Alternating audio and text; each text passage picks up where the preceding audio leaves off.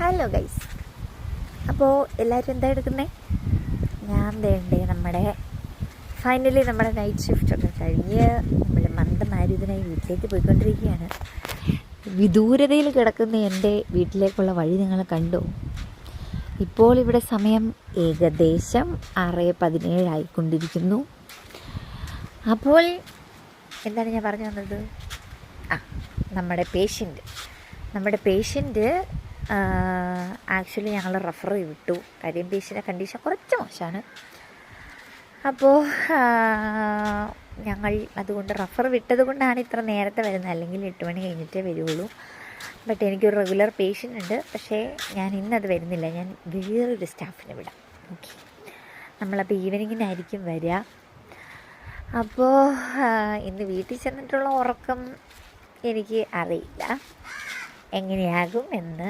വീട്ടിലൊരു മേഡം ഉള്ളതുകൊണ്ട് മേഡത്തിൻ്റെ എന്താ പറയുക, പുള്ളിക്കാരിയുടെ റൂട്ടീൻ അനുസരിച്ച് വേണം നമ്മൾ ചെയ്യണമെങ്കിൽ. അതാണല്ലോ ഒരു അമ്മയായാലുള്ള കുഴപ്പം. നമ്മുടെ ആഗ്രഹങ്ങളും നമ്മുടെ ഇഷ്ടങ്ങളും നമ്മുടെ ടൈമും എല്ലാം മാറി. ഞാനിപ്പം നേരത്തെ ഞാൻ ഡിപ്പെൻഡൻ്റ് ആയിരുന്നു, സത്യം പറഞ്ഞു കഴിഞ്ഞാൽ നിങ്ങൾക്കറിയാവോ.